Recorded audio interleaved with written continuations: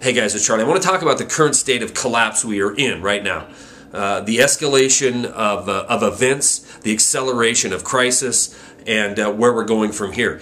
Now, a lot of people think, the dollar's starting to rally again and things are getting better here. They point to Greece and say, Europe's in worse shape than we are. But you got to remember that it was not even a year ago when they fixed the problem in Europe. They fixed it. They bailed out banks and the debt crisis was over and things were getting better. The euro started to climb and the dollar started to fall.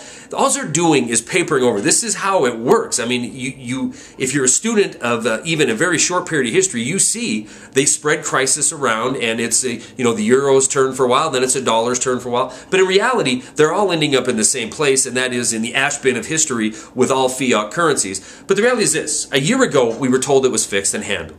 We had austerity measures galore throughout Europe. We had bank bailouts galore throughout Europe. And we saw some protests, some violence throughout Europe because of these austerity measures. Here we are not even a year later and everything is worse. The debt is worse. The violence is worse. The protests are worse. The austerity is worse. And it's going to continue to get nothing but worse.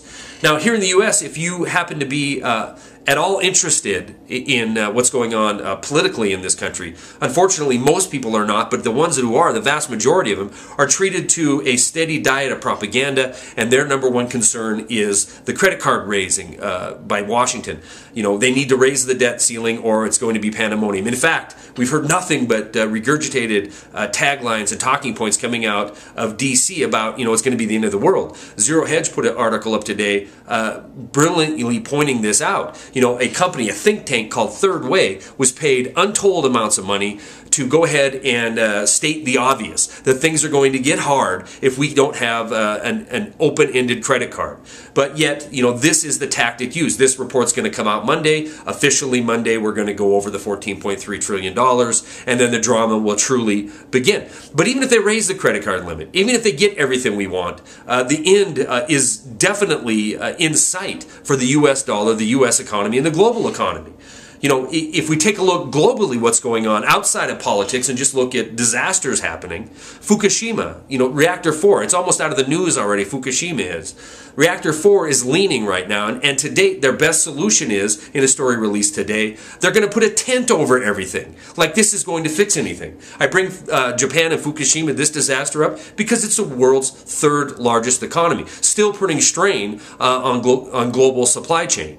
Now, if we look, nationally here, and it's local to people if you're listening in the areas that have been under siege for the last year, we're not even a year out of the Gulf oil crisis. There's still people sick. There's still Corexit in the air, in the water, and the economy is still decimated in this region of the country.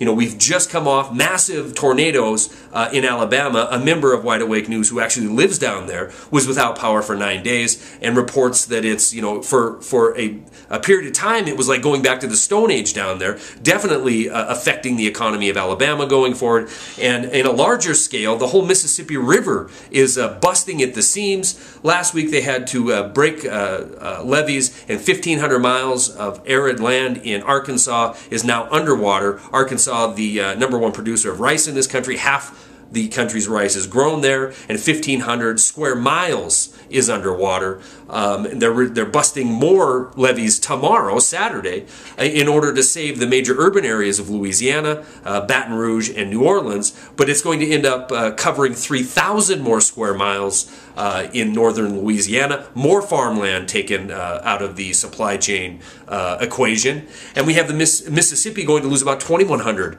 square miles of farmland. So all this supply chain disruption is en route. I mean, it's coming. We're already coming off a very difficult winter where we've seen prices on cotton are 86% higher than they were last year. Prices on corn are 80% higher than they were just last year. Soybeans are up 40% over this time last year. Couple this together with the financial terrorism that's going on. I'll attach a story from Bob Chapman that shows, there's plans in the work for a bill that will allow the government to go ahead and decide what will be spent on your 401k, on your investments, your retirement investments, giving them the potential, I'll say again, you can read the article for yourself, for them to do drastic measures in times of emergency to go ahead and lock up those 401ks and lock up those retirement programs. read the article for more information. It also goes on to show the absolute and utter manipulation in the markets. You know, we've had 5 margin raises in 9 days in the silver market. Unprecedented. Going from $2,100 to $41,000 for margin requirements. Why is this? Could it be because JP Morgan Chase and HSBC have these massive short positions? Is this why we're having these massive margin requirement increases, not in just silver, but in commodities across the board, to cover the too big to fail who are making money betting against it? You know, it's not lost on me and most of the viewers of this video that JP Morgan Chase is one of the major shareholders of the Federal Reserve, the largest shareholder of the Federal Reserve. So to say that we're not in collapse is disingenuous. To pretend we're not is a fool's errand. We need to get ready. We need to understand what's coming. This is going to be the summer where we're going to start to see true and earnest civil unrest. We're going to start to see very much suffering in this country because of the ability not only to get food, but to afford it when it is available. We're going to continue to see disasters such as the one in Japan continue to escalate and be worse and cause further strain. Not to even mention the military campaigns that we're involved in right now that promise to only be escalated in order to supply energy needs to the West and to expand America's influence around the globe. I'll attach all these stories. Be safe. Enjoy your time this weekend, and get the preparedness notion back in the forefront of your mind.